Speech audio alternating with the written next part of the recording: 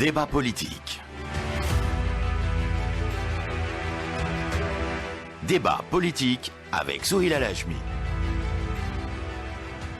Tous les samedis, de 13h à 14h sur Alger Chaîne 3.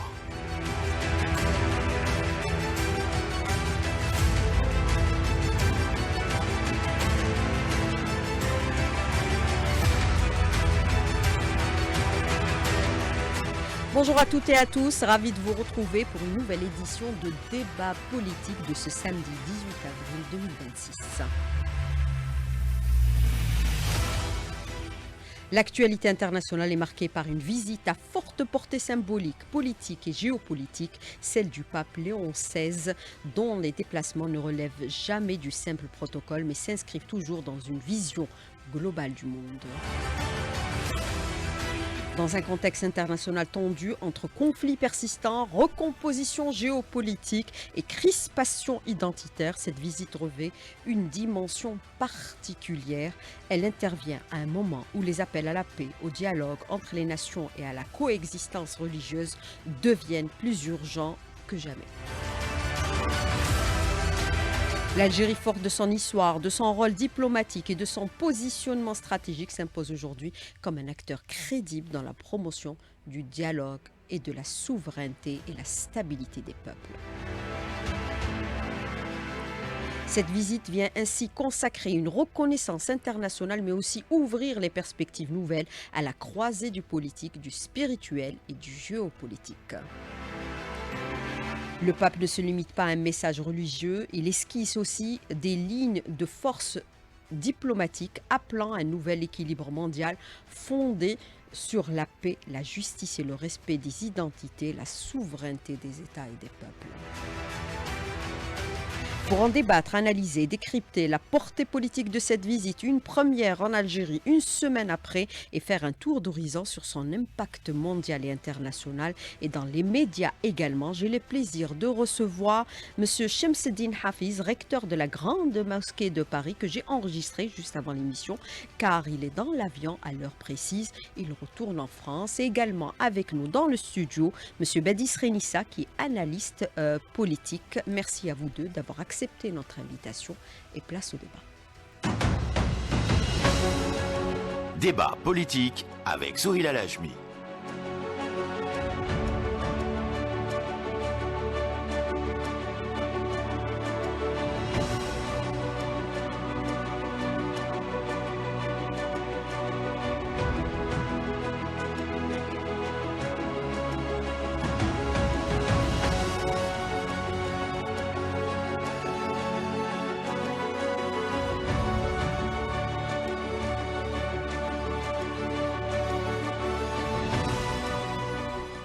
Bonjour encore une fois, très chers auditeurs. Bonjour à tous nos invités. Première question à M. Chemseddine Hafiz. Alors, cette visite du pape XIV dépasse-t-elle aujourd'hui le cadre religieux pour s'inscrire pleinement dans le champ géopolitique et politique au vu de ces importantes déclarations pour la paix tenues ici en Algérie ? Oui, bien évidemment. Déjà, je rappellerai à vos auditeurs que le pape Léon, au-delà d'être le chef de l'Église catholique, il est chef d'un État, le Vatican. Et puis, il faut rappeler que le président Abdelmadjid Tebboune s'est déplacé en personne en Italie pour l'inviter. Et donc, le pape Léon a accepté cette invitation. Ce qui est quand même assez exceptionnel, c'est, je dirais, le fait que le pape s'inscrit dans cette lignée augustinien, c'est-à-dire d'un fils de l'Algérie, l'Algérie éternelle, l'Algérie universelle. Donc c'est une marque pour l'Algérie extrêmement importante. En plus, le président Abdelmadjid Tebboune s'est déplacé lui-même pour accueillir cet invité prestigieux. Les canons ont tonné, donc c'est tout le protocole d'un chef d'État qui a été organisé à partir de la diplomatie algérienne. Et donc, oui, ça va chambouler. Ça a déjà, à partir du moment où le pape Léon a foulé le sol algérien, déjà à ce moment-là, on est dans une nouvelle vision politique, dans une vision internationale qui fait qu'un pape catholique vient dans un pays musulman à majorité musulmane, et je dirais que la symbolique, elle est de taille. Alors, je voudrais rebondir sur ce que vous déclarez à l'instant. Quand vous évoquez, Monsieur Chemseddine Hafiz, une place singulière de l'Algérie, s'agit-il aujourd'hui d'une reconnaissance spirituelle ou d'un véritable tournant diplomatique et géopolitique à la fois? Pour l'Algérie, elle a toujours eu une place singulière dans le concert des nations. Ça a été un pays qui a porté des valeurs déjà pendant la colonisation, pendant la guerre d'Algérie et juste après l'accession de son indépendance. Je rappelle là également, surtout à nos jeunes, que au moment où l'Algérie allait accéder à son indépendance en 1962, elle a refusé d'accéder à cette indépendance tant que les autres pays africains ne bénéficiaient pas également de cette liberté. C'est quand même une position toujours, je dirais, singulière dans la mesure où ce n'est pas son intérêt particulier, un intérêt matériel, mais c'est une philosophie de la vie que l'Algérie a toujours eue. D'abord, avoir des rapports d'égalité avec les autres nations, quelles qu'elles soient ces nations. Deuxièmement, considérer que les pays les plus fragiles, on ne devait pas les écraser, on ne devait pas imposer son diktat, bien au contraire, et on voit la relation de l'Algérie avec les pays africains. On efface des dettes, on a toujours eu cette, je dirais, relation humaine. Et moi, je voudrais quand même également insister sur un point. Vous savez, quand arrive le pape Léon, moi j'ai été marqué par une chose. Comment le président de la République, Abdelmadjid Tebboune, a serré la main à Léon. Et je crois que c'est véritablement le symbole de ce qu'est l'Algérien de manière générale. Quand il reçoit quelqu'un, même qui est différent sur le plan de la religion, qui est étranger, qui est italien ou américain, qui est patron de l'Église, eh ben, on le reçoit avec hospitalité, avec générosité. Moi, je voyais la main de Abdelmadjid Tebboune posée sur la main du pape. C'est un signe extrêmement fort de fraternité et je dirais d'humanité, et en plus sûr de soi. Je suis musulman, nous sommes différents, mais cette différence, au lieu de nous séparer, au lieu de fracturer notre relation, ben c'est une relation humaine. Et là également, on rappelle le grand, je dirais, principe de notre foi et d'un verset coranique qui rappelle quand même que nous sommes tous des créatures de Dieu. Et quelle que soit notre religion, croyance ou non-croyance, c'est Dieu qui en a décidé ainsi. Et le message, à mon avis, quand Abdelmadjid Tebboune serre la main du pape Léon, c'est ce message qui est transmis par tout le peuple algérien à travers le président de la République au pape Léon. Mais justement, Monsieur Chemseddine Hafiz, cette visite considérée comme étant historique à travers le monde du pape XIV consacre définitivement l'Algérie comme acteur central du dialogue interreligieux mondial en faveur bien sûr de la paix et de la souveraineté des peuples, un principe inaliénable de la politique algérienne. Bah, écoutez, comme je disais, l'histoire de cette Algérie éternelle, on voit à travers un de ses enfants, parce qu'on ne peut pas aujourd'hui filtrer, choisir. Augustin est un enfant de cette Algérie. Ben, ce berbère n'était pas catholique, n'était pas chrétien. Nous sommes dans un moment de l'Empire romain. Et vous savez que c'est la seule fois dans l'histoire du monde qu'un empire aussi puissant va changer de religion de manière totale et brutale.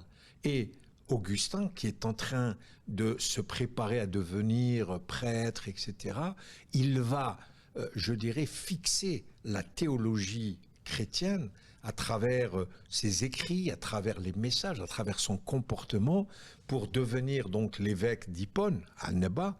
Et il va aujourd'hui, je dirais, considérer que la religion chrétienne, elle a sa place, la religion musulmane, elle a sa place, et cette histoire de cet immense pays qu'est l'Algérie, on a un enchevêtrement des religions, on a un enchevêtrement des différentes spiritualités qui fait que l'Algérie a une particularité. Je rappelle que le pape Léon, quand il faisait son discours à l'intérieur de la grande mosquée d'Alger, il a, à un moment donné, illustré son message par ce Sahara immense, par le ciel qui est pour nous, je dirais, le lien que nous avons, nous, avec notre Créateur. Et je crois que c'est des messages extrêmement forts qui vont donner à l'Algérie une place prépondérante, à la fois dans le dialogue interreligieux, mais pas que.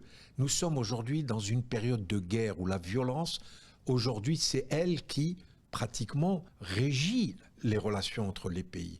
L'Algérie, qu'est-ce qu'elle donne comme symbolique? Il n'y a pas aujourd'hui de violence. Et puis le pape, il est venu comme pèlerin de la paix.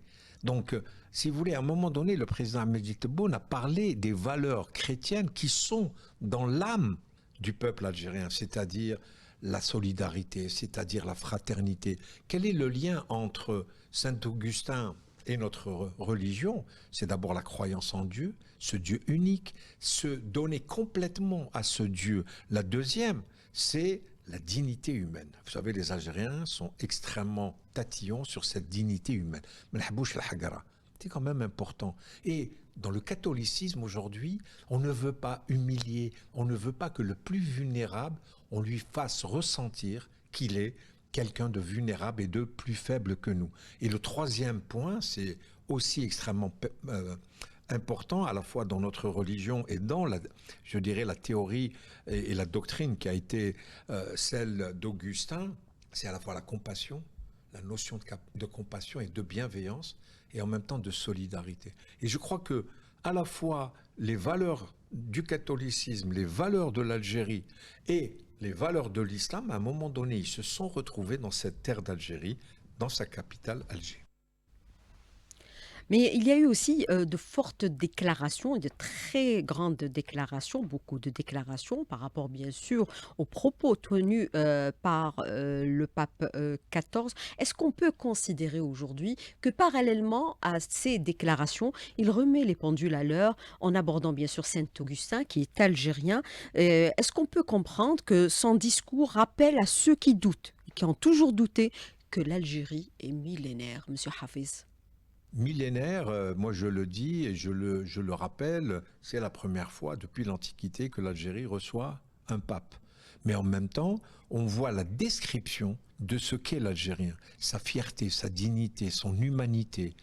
Être sûr de soi lorsqu'on est musulman, pouvoir aller serrer la main d'un catholique, parler avec un catholique, accueillir un catholique. Parce que vous savez, l'image qui va rester, à mon avis, dans l'histoire, à la fois, comme je vous ai dit, le fait que le président de la République serre la main au pape de cette manière qui, moi, m'a ému vraiment. Je me sentais tout à fait presque dans le président qui reçoit ce pape. Mais le deuxième élément, le plus important, c'est de montrer que nous, en tant que musulmans, nous n'avons pas peur de l'autre. Nous créons un pont avec l'autre. Et vous avez dit tout à l'heure, au début de votre propos, que nous allons être peut-être le pays qui va véritablement renforcer le dialogue interreligieux, parce que la fraternité humaine est l'essentiel. Je rappelle quand même de la basilique Notre-Dame d'Afrique, il y a quand même quelque chose qui est écrit sur le plafond de cette basilique, prier pour les musulmans. Mais aujourd'hui, je n'ai pas honte de dire qu'il faut qu'on prie pour les catholiques. Mais bien sûr, par rapport à ce que vous déclarez à l'instant, vous avez suivi cette visite de bout en bout. Vous êtes resté même un peu plus tard par rapport à cette visite et par rapport à aujourd'hui. Nous voyons la portée de la visite, tant au plan médiatique que politique. Quand le pape appelle à faire de l'Algérie un pont entre les peuples et les religions, s'agit-il aujourd'hui, Monsieur Chemseddine Hafiz, d'un simple message spirituel ou d'un signal politique fort dans un monde en recomposition, en guerre et en conflit permanent? Vous savez, le pape Léon, quand il arrive, qu'est-ce qu'il dit? Il va utiliser une formule qui nous est chère à tous en tant que musulmans, Salam alaikum wa rahmatullah. Cette expression, cette formule nous inspire, mais en même temps nous oblige, puisque nous devons lui répondre. Quand quelqu'un vous dit dans la rue Salam alaikum, vous lui répondez alaikum salam. Donc c'est vraiment je dirais, cette osmose qu'il a voulu créer entre lui et le peuple algérien. Et je crois qu'il y a eu énormément de signes à ce moment-là du pape pendant 2 jours. On a eu une pluie épouvantable, mais en même temps, pour nous musulmans, lorsque nous recevons de la pluie de la sorte, c'est vraiment, je dirais, la preuve que nous allons avoir la richesse, que nous allons avoir la prospérité. Beaucoup d'eau, c'est un élément important pour nous.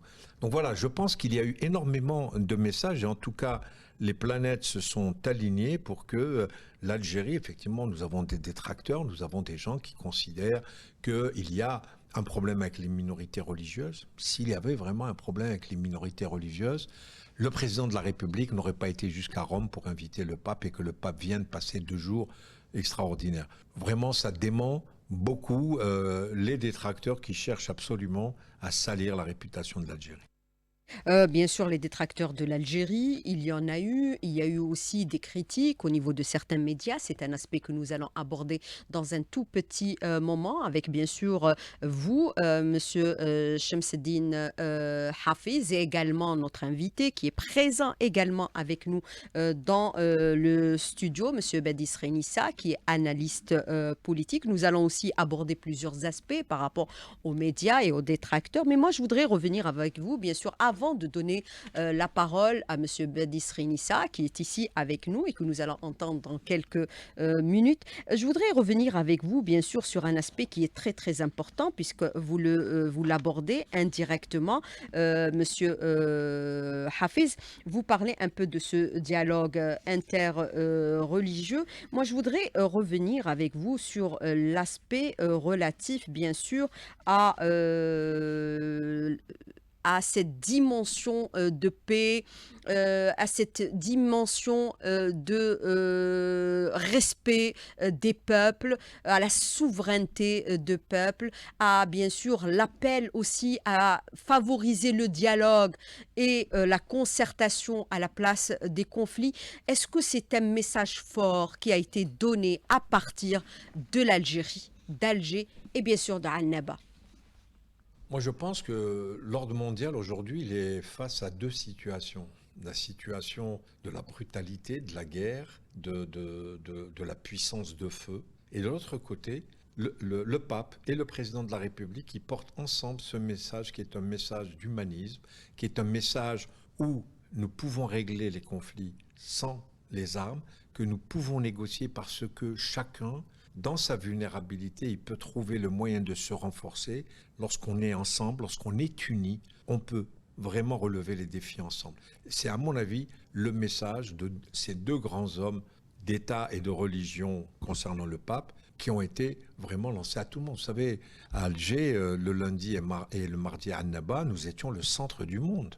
Plusieurs milliards de catholiques suivent de manière extrêmement, à la fois avec ferveur, moi je suis persuadé qu'au fin fond de la Bolivie ou de pays qui ne savent même pas ce qu'est l'Algérie, ils ont découvert d'abord la beauté de notre pays, mais en même temps ce qu'est l'Algérie. Et ça, je crois que c'est effectivement un message où on a 2 propositions pour un ordre mondial dans l'avenir. Est-ce que c'est la guerre qu'on veut ? Est-ce que c'est aujourd'hui coloniser des terres ? L'Algérie a déjà donné dans ce cadre. Elle a été colonisée brutalement pendant 132 ans. Elle ne veut pas qu'il y ait d'autres colonisations. Le message concernant la Palestine, ce n'est pas un message important ?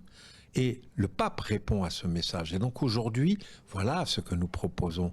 Non pas la guerre, non pas imposer à l'autre la puissance de feu, mais au contraire, essayons de trouver des solutions communes dans l'humanité et je dirais sur le plan de la fraternité qui est important. Alors, bien sûr, nous avons également avec nous dans le studio M. Badis Renissa, qui est analyste politique. Vous avez l'habitude, bien sûr, de suivre à travers les médias. Je voudrais revenir avec vous, bonjour d'abord, je voudrais revenir avec vous sur un aspect qu'aborde à l'instant M. Chemseddine Hafiz par rapport au message véhiculé par le pape Léon XIV en Algérie. Précisément, le premier pays qu'il a franchi par rapport à son périple africain, un pays de tolérance, un pays musulman. Il parle bien sûr d'un discours de paix qui a été prôné. On va revenir un peu sur les réactions qu'il a suscitées au niveau de certains médias hostiles à l'Algérie, aussi à travers le monde, puisqu'il a fait réagir quasiment le monde entier.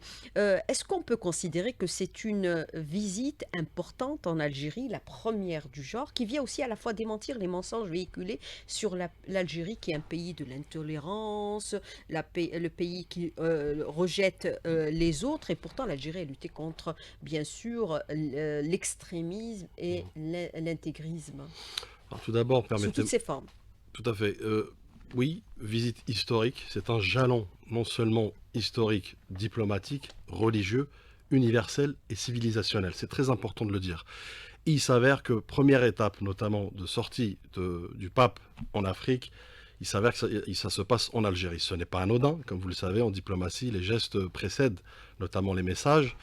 C'est important d'avoir un prisme de lecture rapide, justement, de cette étape.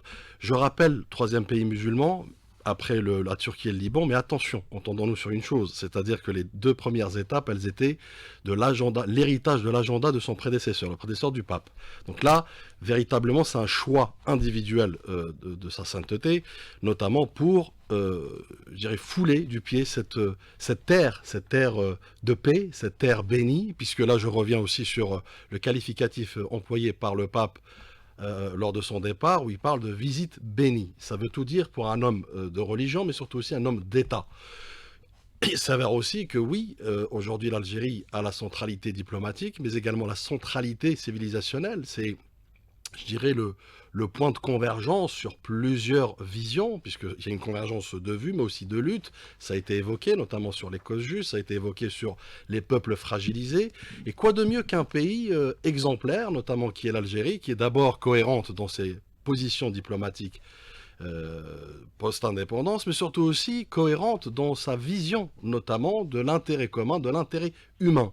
Et c'est pas un hasard qu'effectivement cette convergence des discours entre le président de la République Abdelmadjid Tebboune et le pape lors de justement un discours commun qui a été émouvant parce que ça se passe en Algérie, mais émouvant aussi parce que ça repositionne l'Algérie et ça renforce et consolide sa position notamment en matière de centralité de l'échiquier et diplomatique et religieux, puisque je rappelle le pape était ici comme chef religieux, mais aussi chef d'État.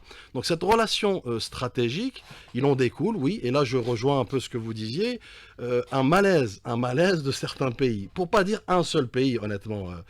On va pas se mentir, c'est que d'ailleurs ça a été une occasion de mise à nu, notamment de la France et de cette frange qui voyait en cette visite non seulement un affront où ils ont été carrément à s'attaquer au Saint-Siège et à travers le Saint-Siège le pape. Je reprends l'article de l'Express. Mais vous savez, encore une fois, l'Algérie reste audacieuse et ambitieuse et par ses actes. Pendant que la France, justement, ce malaise n'illustre que la crise de confiance qui y règne, mais surtout la crise de morale qui aujourd'hui dicte notamment certaines postures. C'est malheureux. Encore une fois, l'Algérie vend debout. Là, elle représente le continent africain le temps de quelques jours de cette visite où elle a été le centre de gravité, notamment politique, diplomatique et religieuse, pour aussi montrer au monde entier que l'Algérie, c'est une terre de convergence, de rassemblement de profondeur, notamment la profondeur religieuse, la profondeur arabo-musulmane, la profondeur africaine, et c'est ce qui fait la force et la richesse, notamment cette diversité, ce qui fait la force de l'Algérie, vous l'avez dit, qui a permis aussi, il fut un temps de outrepasser des épreuves, que ce soit la décennie noire, et qui a démontré effectivement que le dialogue est possible, et en plus avec un pays exemplaire encore une fois et qui se donne les moyens pour le faire. Mais justement par rapport à ce que vous déclarez à l'instant, M. Badis Rénissa, l'Algérie reste forte par ses actes, c'est votre déclaration, mais l'Algérie forte de son passage au Conseil de sécurité durant les 2 dernières années où elle s'est battue aux côtés bien sûr des Razaouis pour arrêter le génocide perpétré par l'entité sioniste, elle est en train aujourd'hui de s'imposer comme un acteur crédible de médiation et de paix, selon vous? Alors, le Conseil de sécurité, effectivement, a été un tremplin, a été un levier, un relais, notamment une caisse de résonance pour porter la voix non seulement de la cause palestinienne, mais de la cause de tous les peuples opprimés. L'Algérie, de tout temps, après l'indépendance, de tout temps, elle a été d'ailleurs la Mecque des révolutionnaires, ce n'est pas un hasard. Et ce n'est pas non plus un slogan, puisqu'elle joint les actes aux paroles. Aujourd'hui, l'Algérie, effectivement, a été le temps de ce mandat, mais elle continue à le faire de différentes manières, bien évidemment, puisqu'on parle de causes justes, de causes humanistes, de causes humaines, notamment qui défend l'humain avant de défendre des projets politiques. Et l'Algérie, elle en connaît j'ai envie de vous dire un rayon, puisque elle-même a connu les affres, notamment du colonialisme. Donc nous savons de quoi nous parlons, et c'est pourquoi nous employons, et l'Algérie aujourd'hui, véritable fer de lance, un tremplin aussi, pour porter la voix des sans-voix, pour porter aussi la voix des peuples, notamment marginalisés. Et pour juste faire un parallèle, si vous me permettez, avec la visite du pape, effectivement, c'est que le président de la République, lors de son discours, a explicitement évoqué la cause palestinienne pour en faire une centralité de lutte, avec une vision commune avec le pape, qui lui aussi voit en la paix un véritable vecteur de stabilité, donc de développement, donc de rayonnement du monde et de l'humain. Donc l'Algérie continuera en tout cas à suivre dans ce sillage, notamment pour répondre la paix, pour répondre aussi les solutions pacifiques, les solutions indépendantes, souveraines, notamment que ce soit à l'échelle de la cause palestinienne, mais pas que, aussi à l'échelle africaine, où il y a eu beaucoup de jalons. Ce n'est pas un hasard que l'Algérie, dans un laps de temps très court, a été courtisée, et elle a été aussi le centre notamment de plusieurs jalons diplomatiques, hein, que ce soit sur l'aspect économique, sur l'aspect politique, sur l'aspect aussi de lutte antiterroriste. Donc vous voyez bien que aujourd'hui, enfin, ce n'est pas chauvin de le dire, mais l'Algérie est devenue une lanterne, une boussole notamment pour cette diplomatie vertueuse qui place l'humain, qui place les peuples au centre de l'équation. Alors, je voudrais revenir sur ce que vous déclariez à l'instant, Monsieur Khenissa. Vous parlez bien sûr du pape qui évoque la Palestine et les conflits à travers le monde et dénonce aussi le recours systématique à la violence barbare. Cette visite marque aujourd'hui un tournant réel pour la paix au moment où beaucoup dénoncent aujourd'hui, et on le constate malheureusement, l'impuissance de certaines organisations comme l'Organisation des Nations Unies face aux crises internationales. Quel est votre commentaire justement et précisément par rapport à cette question? Une chose est sûre, c'est que le monde aujourd'hui reste impuissant. Impuissant par rapport à cette cause juste qui finalement n'est pas une cause politique ou une cause de peuple, une cause de survie, notamment de l'humain. Puisque nous avons vu ce génocide documenté qui continue d'ailleurs à ce jour, et d'ailleurs pas que sur les territoires occupés, mais sur d'autres territoires dans lesquels ce droit international a été foulé du pied notamment, employé même comme un paillasson par l'entité sioniste. C'est pourquoi c'est important ce type d'étape, ce type de séquence au-delà du protocole, au-delà de la rencontre diplomatique. C'est aussi une séquence caisse de résonance, une séquence aussi qui porte la voix de cette cause. C'est important aussi puisque à travers le pape, lors de sa venue, c'est aussi la morale qui parle. Et il s'avère que l'Algérie aussi, ce qui a fait sa force, notamment dans son approche diplomatique, notamment pour le support et le soutien des causes justes, c'est avoir gardé une morale, garder aussi le sens de la responsabilité face à l'histoire. Aujourd'hui, vous savez, la vraie question, c'est comment être du bon côté de l'histoire. Et je pense que l'Algérie a été non seulement une lanterne, a été une boussole, mais elle a donné le cap, notamment. Aujourd'hui, se joint à cette quête noble et louable, mais surtout aussi historique et responsable et sage, le pape qui lui aussi, dans un discours de paix, dans un discours aussi humaniste, transcende notamment cette convergence de lutte pour en faire un levier d'action, un levier de pression, pourquoi pas. Parce qu'encore une fois, vous me parliez du Conseil de sécurité, de l'ONU. Aujourd'hui, on a l'impression qu'on est dans une séquence d'impunité et d'immunité dans laquelle, effectivement, le droit international je dirais, porte un message de droit à géométrie variable, ce qui n'est pas le cas. En tout cas, ce n'est pas l'essence même ou le leitmotiv de ce droit qui se doit être justement intransigeant par rapport à des dérives. Et aujourd'hui, quelles dérives? Nous parlons justement d'un génocide orchestré, caractérisé pour supprimer l'identité palestinienne, pour asseoir un projet messianique, un projet religieux qui est celui du Grand Israël. Donc il est important, l'heure est grave, et je pense que le président de la République, Al-Majid Tebboune, et le pape, dans cette séquence, en ont porté la responsabilité pour dire au monde, attention, réveillez-vous. Mais on est dans un contexte où aujourd'hui, malheureusement il faut le dire, le discours spirituel ou religieux se substitue au droit international. C'est le cas. En tout cas, la moralité.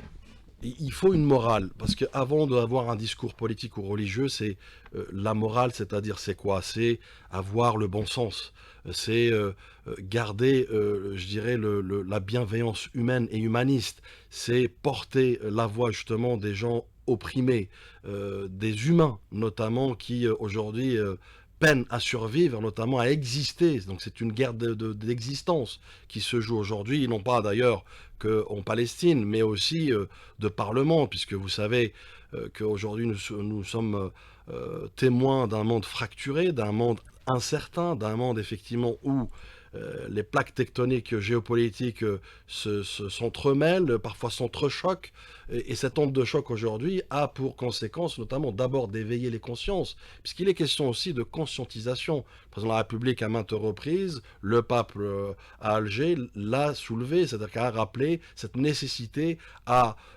prioriser d'abord nos combats et nos luttes vertueux, mais surtout aussi à leur donner toute la profondeur, toute la dimension pour en faire encore une fois des relais, des leviers d'action et non pas de vœux pieux. Mais quand le pape appelle, par exemple, à la paix et au respect des peuples, il vise indirectement les grandes puissances de ce monde, comme par exemple les États-Unis ou l'entité sioniste, avec bien sûr en tête Netanyahou, qui ont violé carrément le droit international. Il faut dire les choses comme elles le sont aujourd'hui, Monsieur Khenissa, puisqu'on a vu quand même ces pays réagir directement au discours du pape, Mais vous savez, au message du pape. on lui Léon en veut XIV. pourquoi? Pour apporter un message de paix, un message universaliste, effectivement, où l'être Ça humain... va à l'encontre de ce qu'ils font, ils effectuent actuellement. Si vous voulez, une chose est sûre, c'est que oui, vraisemblablement en tout cas, il n'y a pas un cautionnement, notamment de cette hégémonie. Hégémonie, on peut l'appeler, qui tire son essence de plusieurs leviers, plusieurs arguments, mais qui sont des arguments qui ne sont pas entendables à l'oreille d'un humaniste, à l'oreille de quelqu'un qui prône le langage moral, qui aussi représente plus d'1,4 milliard de croyants qui, eux, en tout cas, prêche la bonne parole, prêche la paix, prêche la stabilité, prêche l'humain, prêche le développement, prêche l'indépendance aussi, notamment de la parole, de la liberté d'expression, prêche aussi la liberté des consciences, le libre arbitre. Et aujourd'hui, je pense que le pape est dans son rôle de libre arbitre de dire oui, aucune guerre n'est à légitimer, aucune colonisation n'est à cautionner, si ce n'est, encore une fois, l'humain au centre justement des préoccupations diplomatiques. Et là, je pense que le pape l'a affirmé aux côtés du président de la République Abdelmadjid Tebboune comme chef d'État et non pas chef religieux. Mais comment expliquer qu'un discours centré sur la paix, la fraternité, le respect des peuples, le respect d'autrui, le respect des nations, des États provoque autant de réactions politiques et médiatiques à l'international, Monsieur Khenissa? Qu'est-ce qui a dérangé ou qu'est-ce qui dérange dans ce discours de paix aujourd'hui? Ce qui dérange, c'est que Et qui dérange-t-il? il y a un projet en premier lieu et au premier degré qui est un projet politique. Aujourd'hui, moi je ne parle pas des États-Unis. Pour moi, le leitmotiv aujourd'hui, l'élève perturbateur de l'écosystème géopolitique mondial, c'est bel et bien l'entité sioniste. Netanyahou aujourd'hui essaye de capter des dividendes, des dividendes géopolitiques, géostratégiques, mais surtout aussi, encore une fois, je me répète, messianiques et religieuses. Vous savez, le discours ou le langage diplomatique ne s'applique plus à partir du moment où vous avez un vis-à-vis qui, lui, a d'autres éléments de langage, a d'autres prismes de lecture, a d'autres paradigmes qui se nourrissent tous de l'ultra-religieux, des Haredim, donc cette faction ultra-orthodoxe notamment de la religion juive, mais surtout aussi encore une fois, d'un retour du Messie. C'est invraisemblable. Comment voulez-vous construire un discours de paix, une stabilité planétaire, une sécurité quelconque, si vous avez des gens qui sont, je dirais, dans une autre dimension religieuse et qui, pour eux, seul le bâton, seule la guerre, seule la violence, seule la colonisation importe. Donc, on voit bien qu'il y a déjà une dichotomie de lexique discursif et aussi de rhétorique. Et c'est pourquoi, encore une fois, il est important qu'aujourd'hui, le pape, le président de la République, lors de ce jalon diplomatique important, de soulever et de s'interroger surtout sur le devenir du monde. Parce que ce qui se joue aujourd'hui, notamment au Moyen-Orient, se jouera demain dans d'autres pays, puisqu'encore une fois, l'entité sioniste n'a pas que des vues sur le Moyen-Orient, elle a des vues aussi dans ce que j'appelle le chaos organisé, le chaos caractérisé, qui permettra effectivement, in fine, que l'entité sioniste soit un peu la puissance planétaire, la puissance avec une certaine hégémonie religieuse, une hégémonie politique pour redéfinir ou redessiner les pourtours, notamment géographiques et des frontières. Et je rappelle aux auditeurs que nous avons toujours avec nous Monsieur Shamseddine Hafiz, que nous avons enregistré juste avant cette émission en raison de son déplacement, son retour à Paris. Il est en vol actuellement. Vous voulez réagir aussi, Monsieur Hafiz, aux déclarations de Monsieur Badis Khinissa par rapport, bien sûr, à cette hostilité qui a été enregistrée par rapport au discours du pape. Écoutez, d'abord, la paix, si elle était, je dirais, unanime, il n'y aurait plus de guerre, il n'y aurait plus rien. Donc, effectivement, il y a un certain nombre de pays qui préfèrent la guerre à la paix. Donc, je crois que ce message est important. Alors, est-ce qu'il a un effet immédiat? Vous savez, en politique, on sait que le temps est long. Et je pense que la visite du pape en Algérie, pendant des années, elle va œuvrer, elle va alimenter je dirais, de belles thématiques, et moi j'espère de belles actions qui renforceront les discours du pape et du président de la République. Alors vous savez, l'Algérie, depuis l'accession de son indépendance, a toujours été extrêmement active en matière diplomatique. On se rappelle quand même que c'est grâce à l'Algérie que les Américains ont été libérés à Téhéran, etc., etc. L'Algérie, elle a œuvré de façon à la fois efficace et même souvent de manière un peu discrète, mais l'Algérie a toujours été extrêmement présente sur la scène internationale. L'Irak-Iran. Absolument, Irak-Iran, on a perdu quand même à l'époque notre ministre des Affaires étrangères et une grande partie de la haute administration algérienne. Mais on voit à travers d'autres conflits, on voit à New York comment un ambassadeur s'est porté vraiment défenseur de la cause palestinienne. Mais bien sûr, par rapport à ces aspects que vous soulevez, le déploiement de la diplomatie algérienne, bien sûr, dans les règlements de beaucoup de conflits, vous avez parlé bien sûr des otages américains libérés grâce bien sûr à la médiation de l'Algérie en Iran. Vous avez parlé bien sûr également de l'Irak et l'Iran, le conflit, puisque l'Algérie a été médiateur aussi dans d'autres conflits à travers le monde, même également au niveau du continent africain. Est-ce que le pape aussi, parallèlement, Léon XIV redessine quelque part par rapport à ces aspects qu'il a soulevés dans son discours, dans ses messages qui ont été bien sûr véhiculés, aussi bien ici à Alger qu'au niveau de Annaba, où il s'est recueilli bien sûr à la mémoire de Saint-Augustin. Il redessine une diplomatie parallèle fondée sur le dialogue des civilisations face à l'inaction des instances internationales, comme par exemple l'ONU pour le règlement des conflits, comme l'a si bien soulevé M. Badis Khinissa. Je crois que le message du pape est simple aussi. Il ne s'adresse pas uniquement aux grandes puissances, bien évidemment qu'il le fait, mais en même temps, vous savez, c'est un aux message, instances internationales, à l'ONU, qui est défaillante aujourd'hui. Il le fait à l'ONU, il le fait à tous les pays, en même temps à tous les peuples.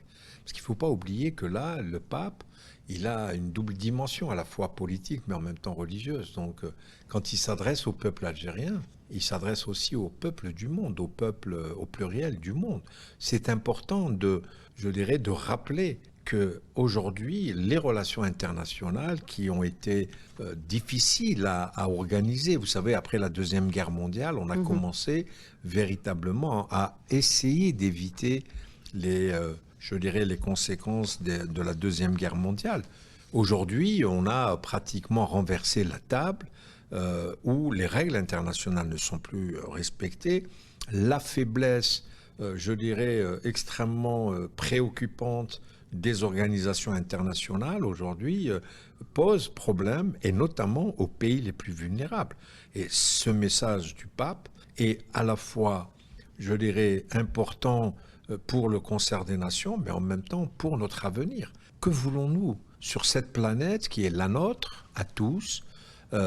Comment nous allons vivre dans les années à venir? Est-ce que déjà que l'écologie montre ses faiblesses aujourd'hui, donc sur les relations politiques et diplomatiques, on se retrouve dans des situations où, comme je le disais, la violence, c'est elle qui donne le là des relations internationales, et le pape montre avec force qu'il ne veut pas. C'est pour ça tout à l'heure j'ai parlé du pèlerin de la paix.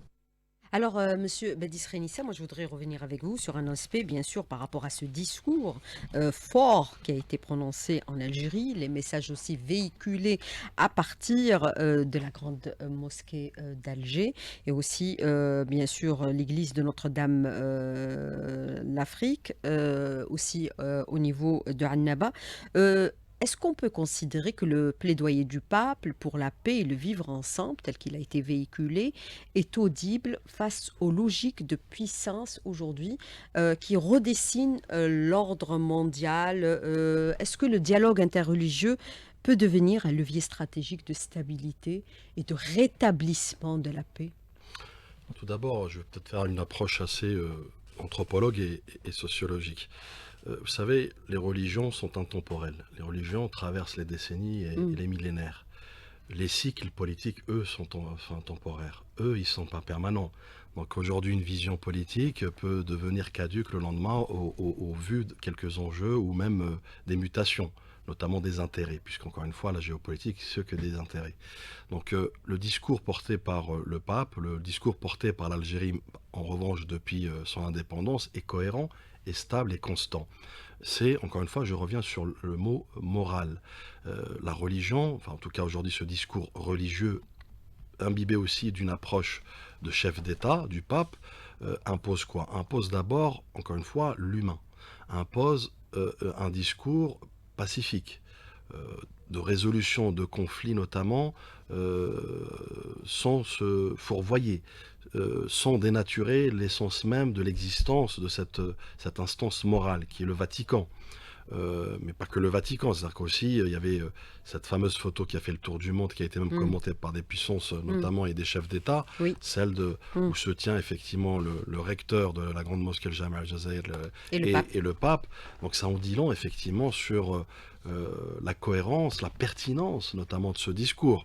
Donc pour répondre à votre question, vous savez, encore une fois, c'est un cycle et tout obéit à une fin. Chaque cycle obéit à une fin. En revanche, un discours moral, un discours qui, lui, a des fondations et un socle, je dirais, stable, un socle aussi de cohérence et de constance, mais surtout aussi qui place les valeurs humaines, les principes, notamment fondamentaux, qui régissent un monde stable, eux ne changeront pas d'un iota, peu importe la temporalité.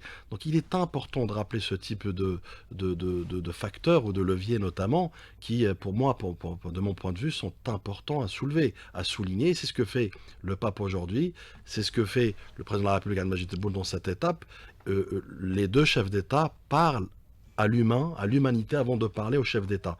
Et vous savez, et je conclurai là-dessus, en règle générale, en politique, en géopolitique, les décisions politiques, ce sont l'émanation, ce sont l'extension des volontés des peuples, respectivement. Je m'explique. Les politiques d'État, en règle générale, sont la caisse de résonance des peuples et des attentes des peuples. Et quand vous voyez qu'il y a une convergence, notamment sur des éléments fondamentaux qui sont, encore une fois, humanistes, qui parlent à tout le monde, contrairement à certains chefs d'État qui, eux, parfois, oui, ça leur arrive, lors de leur mandat, d'avoir une vision parfois aux antipodes de leur propre peuple, mais qui finissent toujours par, encore une fois, s'aligner. Un alignement indirect ou direct, un alignement partiel ou complet, mais qui finissent toujours par se positionner du bon côté de l'histoire.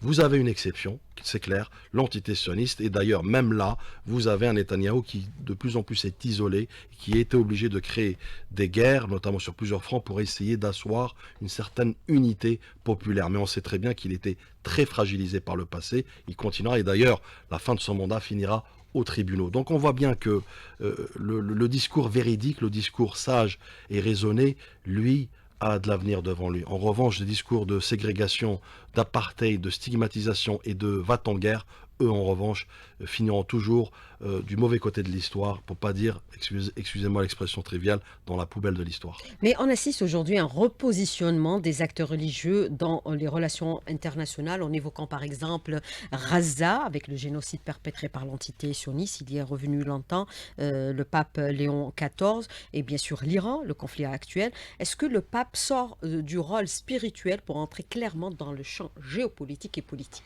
face aux grandes puissances? Il n'y a qu'un pas, et d'ailleurs c'est ce qui confère au Vatican ce statut un peu hybride, j'ai envie de vous dire, dans lequel il y a effectivement cette approche morale et religieuses, mais également de chefs d'État. Donc, et je pense qu'aujourd'hui, l'un va avec l'autre, c'est-à-dire qu'il y a un équilibre à trouver. Encore une fois, moi, je ne vais pas faire de prosélytisme ou de catéchisme ou autre, mais plutôt rappeler la bonne parole, celle de la paix, celle de la stabilité, celle de l'humain, celle de l'intérêt collectif, l'intérêt universel, et qui impose, encore une fois, une morale. Au-delà des dimensions religieuses, c'est le citoyen du monde aujourd'hui qui est en jeu, c'est les enjeux civilisationnels qui sont en jeu. Et c'est pourquoi je pense, oui, en temps instable, enfin, en règle générale, c'est le spirituel qui reprend le dessus quand on est dans l'incertitude. Alors chacun a sa manière, effectivement, spiritualité religieuse, spiritualité de zénétude, enfin, en tout cas, chacun a son échappatoire, mais une chose est sûre, ça reste la boussole dans les temps troubles, dans les temps d'incertitude, comme on connaît aujourd'hui, que dans un monde fracturé. Mais est-ce que ces dirigeants écoutent aujourd'hui le discours du pape? Vous me direz, il y a eu des réactions, donc ils ont écouté. Mais est-ce qu'ils vont agir en Vous conséquence? savez, par la force des choses et le temps, puisque ça va à l'encontre du temps, et aussi les peuples. Encore une fois, c'est l'humain qui parle aujourd'hui. L'universalisme, c'est quoi? C'est la convergence des peuples, peu importe leur religion, peu importe leur zone géographique, peu importe leur conditionnement, notamment citoyen. Quand il s'agit de l'humain et de la subsistance et l'existence de la planète, je pense que tous sont rassemblés derrière cette cause, et tous s'inscrivent dans une espèce de rôle de porte-étendard, notamment de l'universalisme et du pacifisme. Et je vais la poser indirectement à Monsieur Hafiz, qui est toujours avec nous. Dans un monde fragmenté, Monsieur Chemseddine Hafiz, ce type de visite peut réellement peser sur les équilibres internationaux? Oui, je crois que, vous savez, le terme religion, sa définition, c'est relier, c'est mettre ensemble. Donc c'est important. Et je crois que nous avons une responsabilité, nous, hommes de foi. Nous devons à la fois parler, mais pas uniquement parler. Il faut qu'on mène des actions communes. Il faut aujourd'hui, avec les catholiques, ici en Algérie, avec le cardinal Jean-Paul Vesco et tous les autres acteurs de religion, nous devons montrer également le chemin. Parce que toutes les religions, quelles qu'elles soient, sans tomber dans le syncrétisme, elles appellent à la paix. Elles appellent, comme je le disais, à la dignité humaine. Elles appellent à la bienveillance vers celui qui ne me ressemble pas. Les leçons ont été données par l'Algérie en termes de symbolique, en termes de messages, même des messages subliminaux. Aujourd'hui, il faut les mettre en œuvre.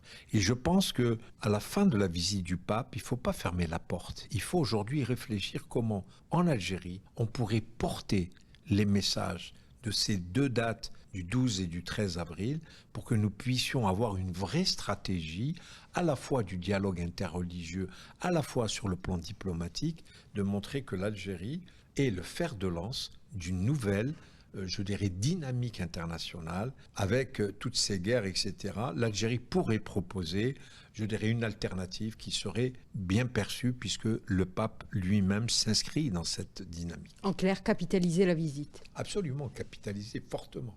Alors, bien sûr, Monsieur Khenissa, Monsieur Chemseddine Hafiz parle de la nécessité de capitaliser cette visite sur le plan géopolitique et également politique et à la fois diplomatique. Vous êtes en bonne symbiose avec lui. Le fait que cette visite ait fait la une de nombreux médias internationaux, cela traduit un basculement du regard porté sur l'Algérie. C'est ce qu'il faut capitaliser. Bien sûr, comme je disais tout à l'heure, au-delà d'une séquence diplomatique, c'est une séquence historique dont il faut effectivement capitaliser. Mais vous savez, l'Algérie, encore une fois, ce n'est pas anodin que le choix de l'étape de l'Algérie en premier lieu pour ouvrir ce périple en Afrique. Et c'est aussi pour revenir un peu à ce qu'on dit depuis tout à l'heure sur les enjeux, notamment politiques et géopolitiques avec un monde fracturé, c'est aussi pour dire que c'est possible. Et ça se passe en Algérie. Un État-seuil comme l'Algérie, c'est quoi? C'est rassembler des profondeurs arabo-musulmanes, africaines, méditerranéennes, occidentales, chrétiennes, et en faire une force positive, une force politique, une force citoyenne, une force géopolitique au service de l'humain. Et quoi de mieux qu'effectivement les racines, notamment de l'Algérie, de sa civilisation. Je reviens sur Saint-Augustin, mais pas que. C'est-à-dire que un peu plus récemment, donc on a aussi la figure de l'émir Abdelkader. Donc on a des figures qui ont transcendé le dialogue universel, l'universalisme et surtout aussi l'interreligieux. Donc je pense que ce qui se fait aujourd'hui, ce qui s'est fait dans cette étape, notamment ce périple en Algérie, c'est comme un laboratoire grandeur nature pour dire oui, c'est possible. Et vous savez, encore une fois, en temps d'épreuve, en règle générale, on se réfugie vers quoi? Vers les éléments les plus fondamentaux sur lesquels on ne peut pas diverger, à savoir l'humain. Et capitaliser, oui, l'Algérie, vous savez, de par ses positions franches, louables, vertueuses, mais surtout aussi sages et raisonnées, a démontré au monde entier qu'aujourd'hui, c'est une consécration, c'est une reconnaissance, notamment d'un État religieux, d'un État moral qui est le Vatican, mais aussi de la planète pour dire que on peut en faire un tremplin pour apporter un apaisement, une certaine sérénité dans un monde en trouble et notamment surtout dans certains dirigeants qui parfois ont du mal à trouver, garder la boussole qui est celle de la morale, garder aussi la boussole celle de la confiance avec leur propre peuple. Et encore une fois, il est question aujourd'hui de se positionner du bon côté de l'histoire. Et quoi de mieux que l'Algérie aujourd'hui comme fer de lance, comme je disais tout à l'heure, mais aussi comme vecteur et curseur de stabilité, de curseur d'apaisement et de sérénité. Alors, je vais poser la dernière question à Monsieur Shamseddine Hafiz par rapport, bien sûr, au traitement aussi médiatique de cette visite du pape Léon XIV en Algérie, une première historique. Le traitement de cette visite par certains médias français, je dis bien, Monsieur Hafiz, certains médias français, vous les connaissez bien, est-ce que cela relève d'une lecture objective? Et derrière ces critiques répétées, faut-il voir aujourd'hui une inquiétude face au retour de la diplomatie algérienne et à son poids stratégique au niveau régional, au niveau du continent et au niveau, bien sûr, des mondes arabes et à la fois musulmans? Quelle est votre réponse justement par rapport à cette question précisément, Monsieur Shamseddine Hafiz? Ah non, elle est réelle. C'est une invention médiatique. Non, ceux qui diraient ça ne voient pas la réalité.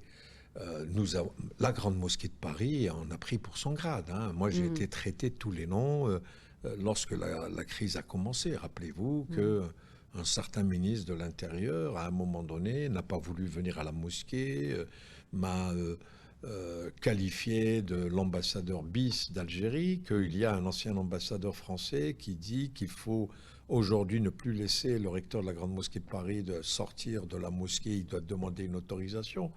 Enfin, j'en ai eu, je dirais, il y a des médias qui m'ont critiqué, qui m'ont diffamé, qui m'ont insulté, qui m'ont injurié, parce que oui, je représente cette Algérie fière, cette Algérie qui a toujours eu, je dirais, un peu, comme disait un ancien président de la République, Allah yarhamou, Azras Kabba. Ben, nous sommes tous comme ça, nous sommes extrêmement fiers. Et ça, ce n'est pas bien perçu au moment de cette crise. C'est un message universel, la Grande Mosquée le porte, parce que l'Algérie également le porte. Mais en même temps, moi je pense qu'il est important pour nous dans cette crise, d'abord d'être solidaires entre nous, Algériens. Il faut que nous, Algériens qui vivons en France, nous devons montrer les bons aspects de notre algérianité et non pas chercher la confrontation parce qu'elle ne sert à rien. Concernant les Algériens, enfin, on voit des personnalités très importantes. Vous savez, moi j'ai été surpris lorsque l'ancien Premier ministre français, Édouard Philippe, quand on lui pose la question sur les bienfaits de la colonisation, il est tout à fait d'accord sur la colonisation. Comment un homme aujourd'hui, en 2025 ou 2026, je ne me rappelle plus quand est-ce qu'il avait fait cette déclaration, peut penser aujourd'hui qu'une colonisation, c'est-à-dire aller arracher un peuple à sa culture, à son histoire, à sa terre, c'est quelque chose de bien. Ben, je suis vraiment extrêmement interloqué par de telles réactions. Ce n'est pas normal aujourd'hui qu'on puisse penser que prendre la terre de l'autre, que venir s'accaparer, je vous prends vos téléphones parce que je suis plus fort que vous. Mais enfin, ce n'est pas du tout notre vision des choses. Et en Algérie, on l'a toujours montré que la force ne sert à rien. Alors, on vient de l'entendre à l'instant, Monsieur Renissa, Monsieur Shamseddine Hafiz a été fortement critiqué, on pourrait même dire stigmatisé par l'ancien ministre de l'Intérieur, on va dire son nom, Retailleau, Bruno Retailleau. Comment interpréter aujourd'hui les critiques venant de certains cercles en France et certains médias en France, notamment les groupes médiatiques liés à Vincent Bolloré et un ancien diplomate qui était ici en Algérie pour deux mandats, qui s'acharne sans relâche contre l'Algérie? Tout d'abord, je tiens à réitérer, comme je l'ai fait à l'époque, mon soutien. Et à l'époque, effectivement, la grande mosquée de Paris, à travers son recteur, Shamseddine Hafiz, donc, a été vraiment subi et a été victime d'hostilité et même de violences gratuites verbales, psychologiques et autres. Ça nous démontre quoi aujourd'hui? C'est effectivement d'abord que, pour revenir sur la visite, cette visite a été un cauchemar pour les Français, pour une partie en tout cas des Français, pour les médias bollorisés, puisqu'il faut faire le distinguo, et surtout aussi pour le narratif qui disait effectivement que l'Algérie était isolée, que l'Algérie était un pays de stigmatisation des minorités et autres. Donc vous imaginez pour les descendants de l'OAS, les descendants de la nostalgie de l'Algérie française, les troubles faits, je dirais même les forces contraires qui aujourd'hui, pour eux, l'Algérie est tout sauf ce qu'ils ont dépeint depuis des années. Mais il faut aussi comprendre la raison de tout cela. Au-delà de l'Algérie qui est indépendante, souveraine dans sa position, souveraine dans ses décisions, souveraine dans sa vision, projet économique, citoyen, projet politique, diplomatique et autres, centralité, je dirais même centre de gravité de l'échiquier international. Je dépasserai ce discours pour aller plutôt vers l'élémentaire. Aujourd'hui, c'est que ces personnes, en tout cas ces figures, théâtralisent l'Algérie afin de scénariser leur propre sauvetage politique.